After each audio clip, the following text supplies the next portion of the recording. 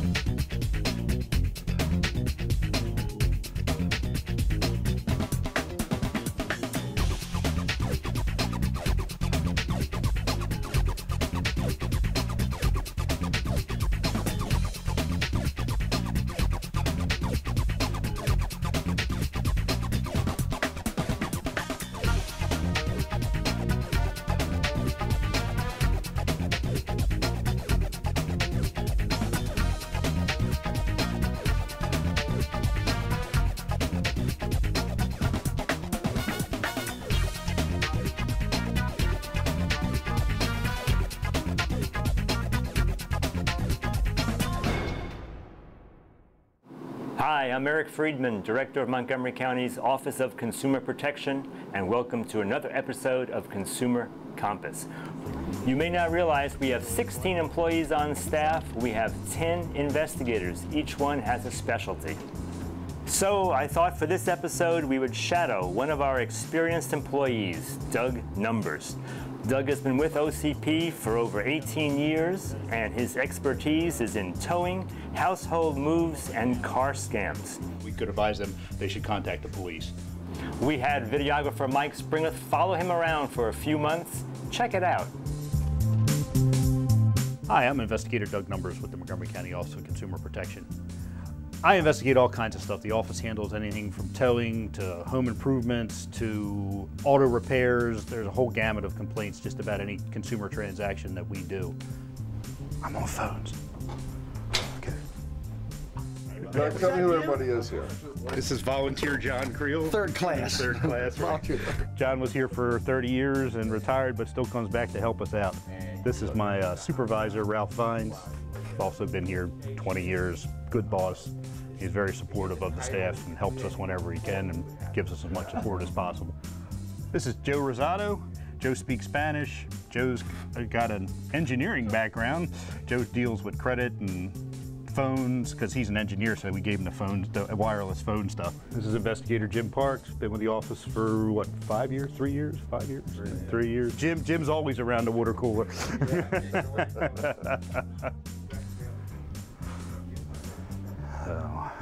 Hey Doug, tell me what your job is today.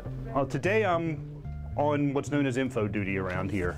Emails to start my day, as always, which is basically answering questions from consumers who call in. Consumer protection. Consumer protection. The issue is they may not even take a complaint because you don't have a lease with this lady. Tell them, you know, we can't take a complaint because they're outside of our jurisdiction. My office doesn't deal with landlord-tenant issues, all right? So I don't want to give you the wrong advice, unfortunately. Basically general information. Hang on can you hang on 1 second? To consumers to educate them. Under 8213 of the Real Property Code, which is state law. So I will do that today as part of my info day. So they only would have to prove the expenses if you don't move in. I want you to go through the phone call and what happened and what was the woman talking about. I just got what we call an info call. Consumer protection, Doug Numbers, somebody wanting to call in and looking for information who got towed. All right, where were you towed? Where were you parked? Basically what's known as a non-consensual or trespass tow. They were parked on private property, and the property has some kind of restriction on it, whether it's permit parking or 2-hour parking or, you know, don't park here and go somewhere else. Okay, I'm sorry that happened to you, ma'am. You know, there's a 4-foot by 8-foot sign facing Woodmont Avenue, and there's a number of smaller signs around the property. You know, when you come into the Connor building that warns if you park and leave the property. This was a building down in Bethesda that I know. It's well signed. It's got quite a few signs on it. It's got a very large sign at the entrance, you know, a 4-foot by 8-foot sign at the entrance warning people not to park there and go elsewhere. It basically says if you park and leave, you will be towed. Well, ma'am, So she's upset, which I can understand. Having your car towed without your permission, I understand, makes anybody upset or angry. Unfortunately, there's no, they could tow you after 2 minutes, 1 minute. There's nothing in the law that says they have to give you time to come back. She basically parked at the building and went to a restaurant next door. Ma'am, I understand you're upset at the price. The woman was upset about the charges. It was $168 to have a tow from Bethesda to Rockville, which, is expensive, but we set the rates. Unfortunately, the county sets the rates. We set the maximum rates, and we survey jurisdictions around the area. We're in line with just about any other jurisdiction in the area. So $168 is what it is. Unfortunately, it's the maximum, and I don't know of any tow company that charges less than the maximum. Unfortunately, everybody charges the maximum. Okay, have a good day, ma'am. All right, bye-bye. Doug, there was an article in the Washington Post regarding towing, and they quoted Montgomery County's Consumer Protection yeah, office. I believe I was quoted in it, yes. Yeah. So tell me about that article and how you guys were involved. Towing is our largest complaint category, in the office. So, and basically the Post wanted to follow up. There's been some prior stories, there's been some other stuff, and they wanted to do an article on, what's going on in the towing world, and, what are we seeing, what trends are we seeing. A lot of people call it predatory towing. There was a story in there about a lady got towed out of McDonald's in Bethesda, basically claiming she just walked across the street to go to the post office, but that she had done business in the McDonald's and then still got towed, after a couple minutes. Yeah, it happens. If the tow, if the tow company sees you or the manager sees you park and leave and go somewhere else and they call their tow company, we did a story on this a couple years ago. A tow truck can tow you rather quickly, and usually less than a minute. They can hook up your car and be heading out of that lot with it. To me, predatory towing is, you're swooping in and taking somebody's vehicle without justification. That to me, predatory towing would be, you don't have a contract, you don't have authorization, the property is not signed in compliance with the law, and yet you're coming in and towing somebody's vehicle and taking it away. I think if you get towed from going to one store to the next in the same shopping center and you get towed after 2 minutes or something like that, that's predatory towing. That people, are swooping in, grabbing your car because the guy next door has 2 spaces and the guy next door has 2 spaces. That makes business unfriendly to me. Ma'am, you should file a complaint with us. I can email you a complaint form. The woman on the phone was also upset that her car went all the way to Rockville from Bethesda. Well, we regulate that as well. The maximum a vehicle can be towed in the county is 12 miles. And it cannot be towed outside the county, so they couldn't tow it from Bethesda over to Prince George's or Virginia. It has to stay within Montgomery County. And the county regulations require tow companies to stay open at least 2 hours after the quote-unquote last tow of the day. So if they towed your car at 2 a.m., they should still be available to release your car to you until 4 a.m. So he hasn't been licensed in 11 years. Okay. We're talking about curb stoning, the investigation we're working on, and all, which curb stoning basically is an illegal car seller, selling used cars without a license. In Maryland, Maryland requires dealers to be licensed. What we're talking about here are people buying cars from people who aren't licensed as dealers or as salespeople or anything else. They're just independent people selling multiple cars to people without being licensed. The MVA requires that you have a lot, number one, a permanent place of business. You have to be licensed, and you have to have all of this if you're selling more than 3 cars a year. A lot of what we're dealing with here are people who do not have a license, do not have any permanent place of business, therefore they're not bonded, they're not insured, and what we end up with are people who take people's money, promising to bring them the car the next day. The car never shows up, the money never shows up, and we never find the quote-unquote salesperson again. A lot of this happens if you drive around the county. You'll see parking lots with cars and a little for sale sign on them. You would think that's just an individual selling their car. But when you see 2 weeks later the same phone number on a different car, and then a month after that the same phone number when you had a third, a fourth, a fifth car, you have somebody who's obviously in the business of selling cars, probably not licensed, and when you deal with that type of person, if you do actually make the transaction and get a vehicle, you're going to end up with problems with it, and you're never going to be able to find the guy who sold it to you again. You have absolutely no recourse. You've bought a car, you've really bought it under less than appropriate pretenses, so when you have problems with it, you have no leg to stand on. And there's an awful lot of that going on in the county, and that's what we're trying to get a handle on. I saw one several months ago where the person did business with somebody who isn't licensed, and instead of charging the 6% sales tax, which is the law in Maryland, they were charging them 10%. And on top of that, an additional fee for completing the transaction, which is basically just sending the paperwork to the MVA in Glen Burnie. You know, so you not only get ripped off on a car you buy, the ancillary paperwork around that car, if it gets processed at all, is going to get processed at a higher rate, inappropriately charged, things of that nature.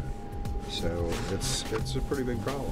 Right. Well, that poor guy on those cars on New Hampshire Avenue, where the guy gave him a deposit the day before we took all those cars. He gave a guy a deposit on that one of the Honda Pilots that was sitting out there. He gave the guy a $2,000 deposit on. We were there on Thursday, right? It was a Thursday. Yeah. Gave the guy a deposit on Wednesday. He comes back and meets the guy on Saturday to give him the rest of the money, and he tells the guy, oh, by the way, your car's in the county police impound lot. You can go pick it up there. And the guy came up to get it, and we gave him his car because he had, you know, he had actually gone and gotten the title. He actually bought the car. But I mean, that's how brazen some of these guys are. Here, go get your car at the county police impound lot. Thanks for your money. And when Detective Egner and I checked it out, turns out the car was a rebuilt salvage and everything like that. And this guy paid like $6,000 for a rebuilt salvage vehicle. The issue is know who you're dealing with, and if you're dealing on a shopping center parking lot, you're dealing on anything other than a used car lot where you can look at the license, which has to be posted. You can look at how they do business and make sure that they are licensed by the Motor Vehicle Administration. The best thing you can do is not pull your money out of your pocket, because there's a real good chance that you'll lose it one way or another. You either won't get the car you're paying for, or you'll have significant problems with that car down the road. Now, there are legitimate individuals selling their own cars. Sure.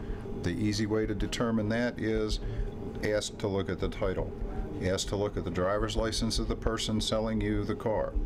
They should match. If it's my car, my driver's license is on the title. And if I'm going to sell it to you, my driver's license and the title should match. If they don't, turn around, keep your money, walk away. While we take a lot of complaints by phone, some consumers walk into our office at 100 Maryland Avenue in Rockville. Yes, Peg. Okay, I'll be out as soon as I can. Okay, bye-bye. Are we together? Yeah. Come on in. Hi, I'm Doug Numbers. I'm one of our investigators. On this day, Dorette Hess and Angela Mason wanted some advice on a problem with a builder who installed windows in their houses that were only 6 years old. I listened to her complaints about the windows. They were not treated, they were not primed. Okay. And so as a result, all of our windows are falling apart. Decided to get some help from one of our supervisors, Ralph Fines. Hello. Hi. This is my supervisor, Ralph Fines. He's he's staffed to the builders board. He's been dealing with home builders and home improvement stuff for the office for years, so he's more the expert on it, the information than I am. So that was one of the reasons I brought Ralph in. I thought he'd be able to give them better information than I could. So my question now would be then, do you think the windows are defective or they were put in incorrectly? Put in incorrectly. We had 3 dormers, the dormers on top of our house, all of those were replaced. There are gaps like that. Around the front of the bay window, the back bay window. All of our trim rotted. The trim around the front of the bay window, the back bay window, the back door.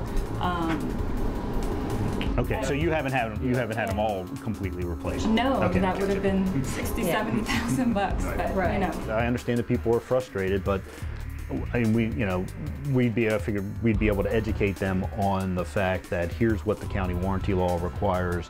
Let's be clear. The biggest problem you're up against is we have no warranty issue here for us. The 1-year warranty is run. you're 5 years into owning these homes, you know, we can't, you know, it's not a violation of the warranty law. Houses for a period of time, and unfortunately they're outside of the warranty for the issues that they're complaining about. You may have a case for breach of warranty, okay, but that's something you're going to have to pursue before a judge. But that would have to be adjudicated in the court. You know, it's not something we're going to be able to, you know, necessarily resolve. Hopefully we'll be able to help them. Hopefully we'll contact the builder, and the builder may be cooperative and be willing to try to work with this office to make the people happy. Or the pressure may be, look, they're going to turn around and sue you, and they may have a good case for breach of warranty. We've received the following complaints. You know, here you go, right.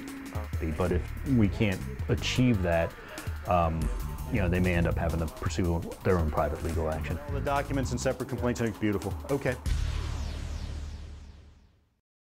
There was a day when the villain was easy to spot. These days are different. Late one night, Grandpa receives a phone call. A young man says, "Hi, Grandpa. It's me. Adam, is that you? You sound funny." "It must be the phone line, Grandpa. I'm out of the country, and I've run into some trouble. I was arrested for drunk driving, and I need bail money immediately." He explains that he's in jail, so he'll have to send the money to his traveling partner, Tim Lee, who's waiting for the money right now to bail him out. "Oh, and please don't tell Mom or Dad. They would be so disappointed in me." Grandpa, worried about his grandson Adam, sends the money. Adam never got any money, but Tim Lee, he got what he wanted. You work hard for your money. Don't let a few minutes with a scammer separate you from what's taken days, weeks, or even a lifetime to earn.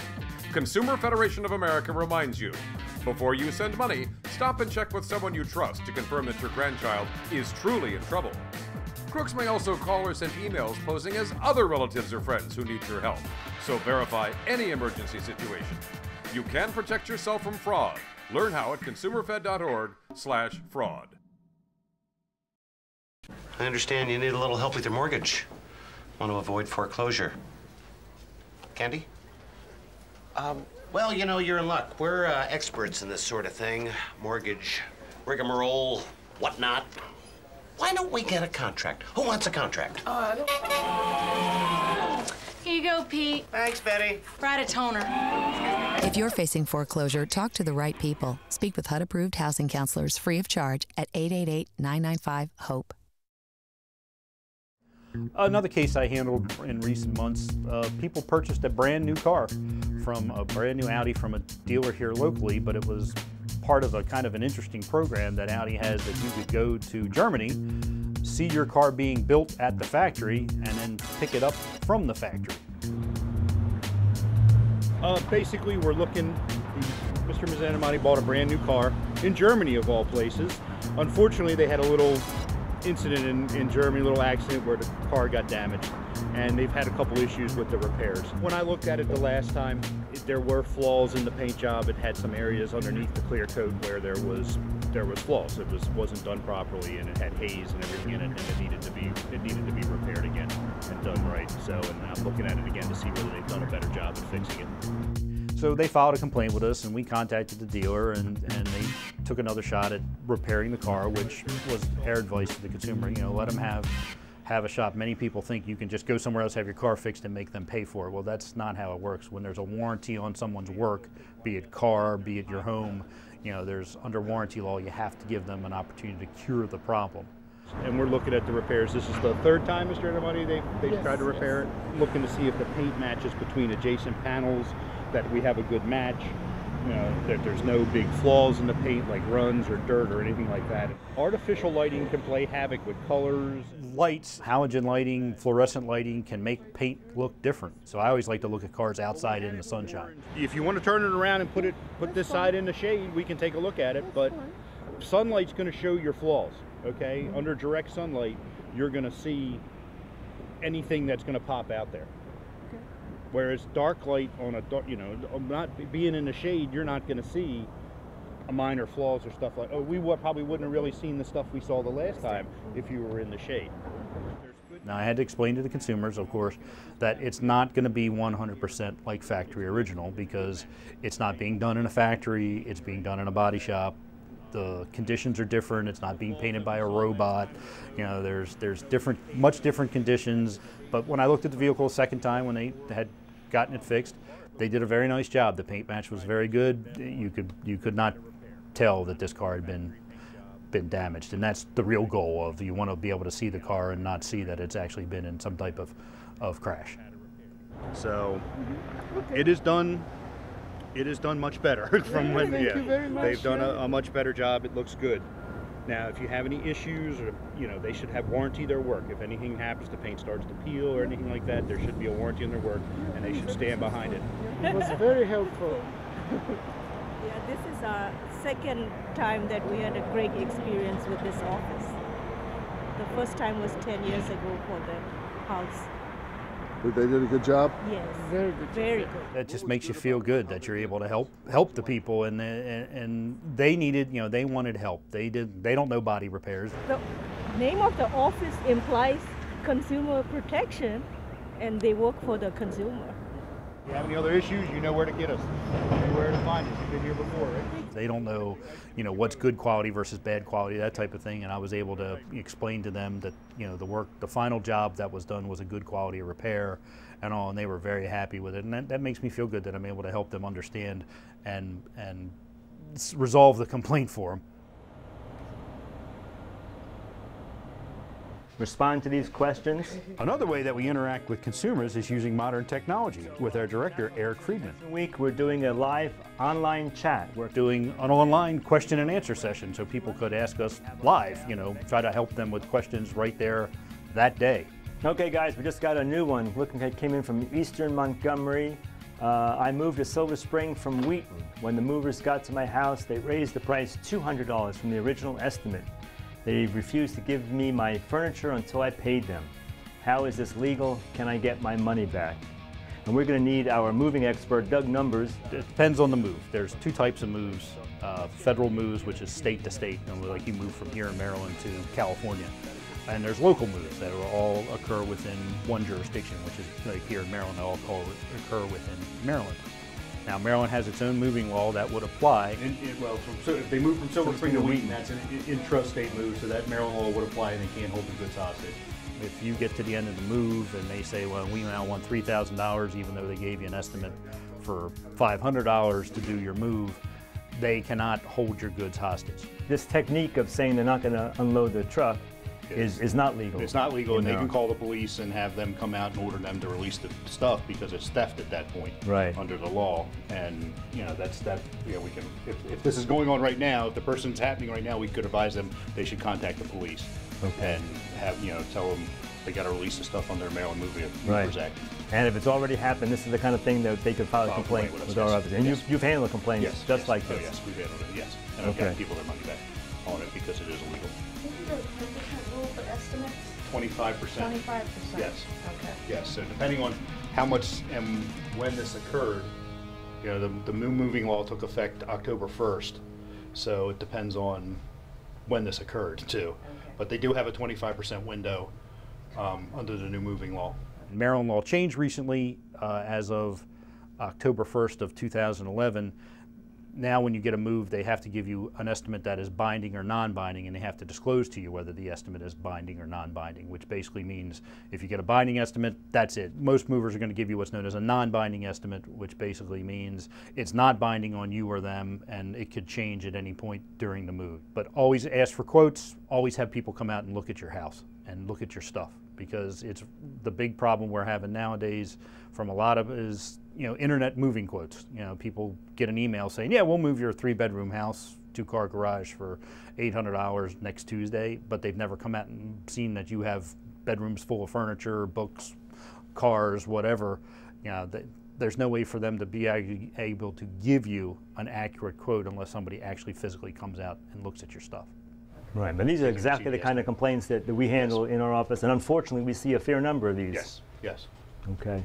Here's a question that's coming in from Silver Spring about a consumer who was approached by a man in a local shopping center and asked if I wanted a dent on my car fixed.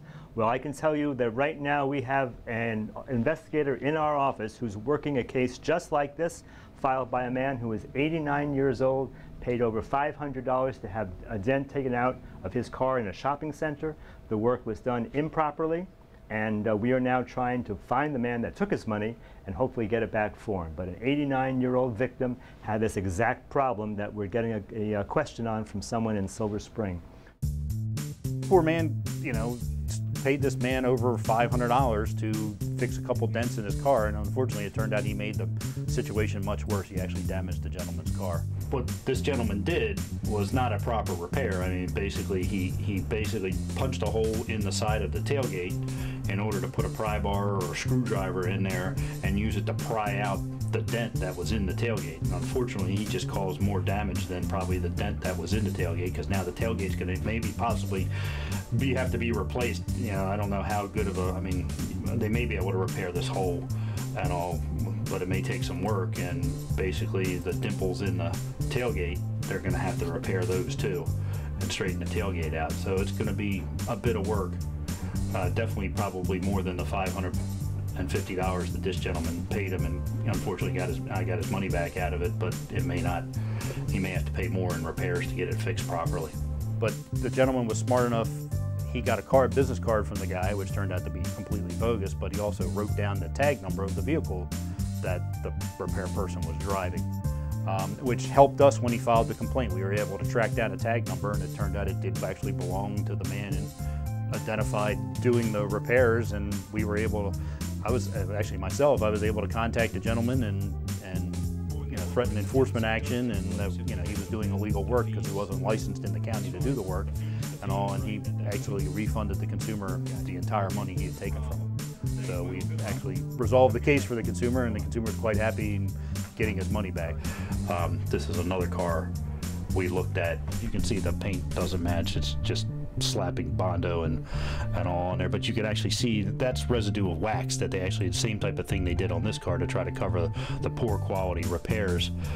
Like here, you can see where they that's just slapping Bondo on there and drilling a bunch of holes and squeezing it in.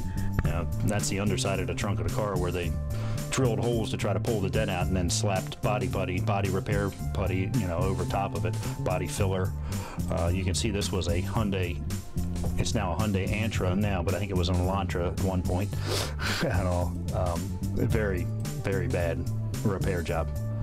And all. Unfortunately, the police interrupted this as it was happening in a parking lot in Bethesda, and we managed to, the guy got locked up.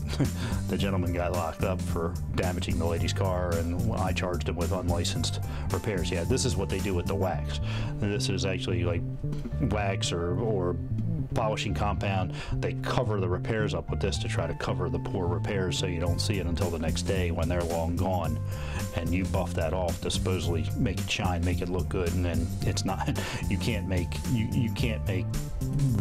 you know, this type of thing look good. You know, you're not going to make that look good.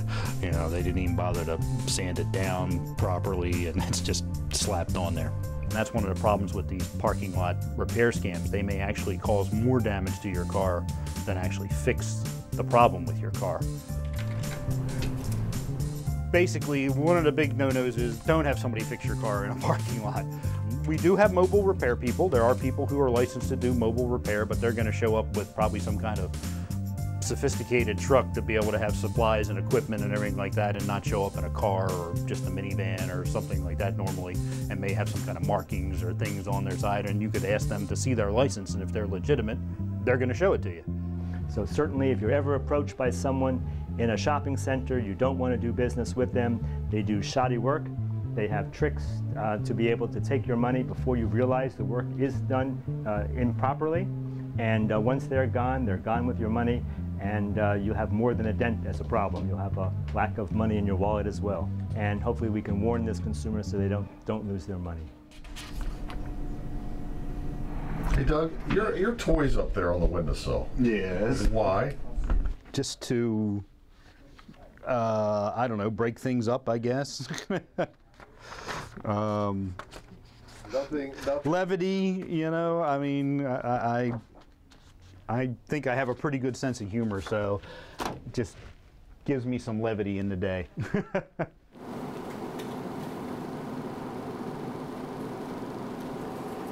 Yeah, I'm taking off. I've got court tomorrow in the morning. All right, that sounds good. Is that unlicensed repair shop? Yeah, the guy up in Gaithersburg we found was operating out of that like shack. So yeah. So okay, so sounds I'll be good. in court in the morning in Silver Spring. All right, good luck. Hope you get a good judge. Thanks, Eric. I'll All see you right. tomorrow.